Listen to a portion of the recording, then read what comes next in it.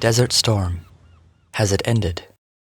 Christ in Islam by Ahmed Deedat. Christ in Islam by Ahmed Deedat. Chapter 1. Christian-Muslim Responses. Debate on TV. At the end of the debate, Christianity and Islam, which appeared on the SABC TV program Cross Questions on Sunday the 5th of June 1983, the chairman, Mr. Bill Chalmers, commented, "I think it can be said from this discussion that there is, at present, somewhat more accommodation on the Islamic side for the founder of Christianity than there is on the Christian side for the founder of Islam. What the significance of that is, we leave it to you, the viewer, to determine. But I do think you will agree that it is a good thing that we are talking together."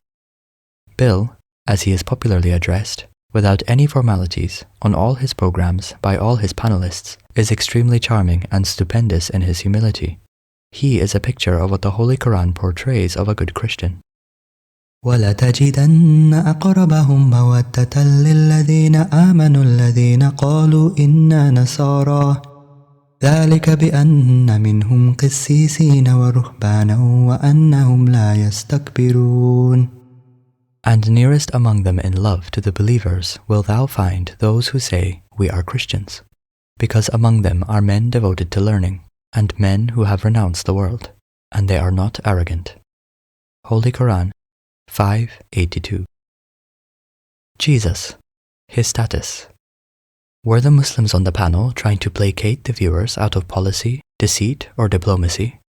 Nothing of the kind. They were only articulating what God Almighty had commanded them to say in the Holy Quran. As Muslims, they had no choice. They had said in so many words, "We Muslims believe that Jesus was one of the mightiest messengers of God, that he was the Christ, that he was born miraculously without any male intervention, which many modern-day Christians do not believe today, that he gave life to the dead by God's permission, and that he healed those born blind and the lepers by God's permission. In fact, no Muslim is a Muslim if he does not believe in Jesus." Pleasant surprise.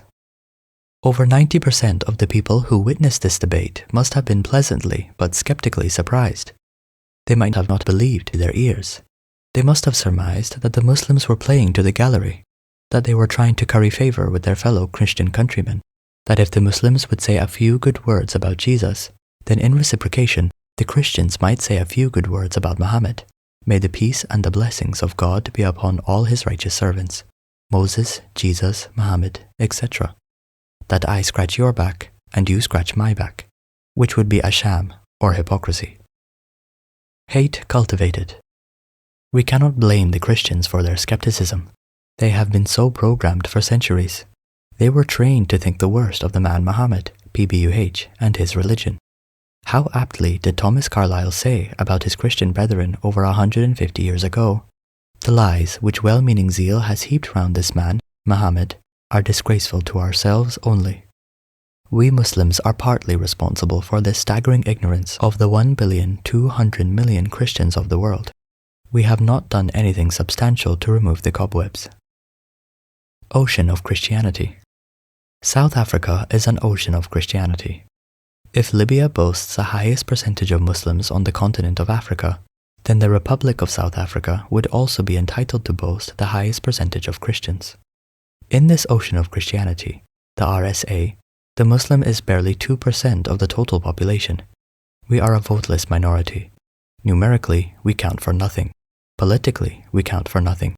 And economically, one white man, as Oppenheimer, can buy out the whole lot of us, lock, stock, and barrel.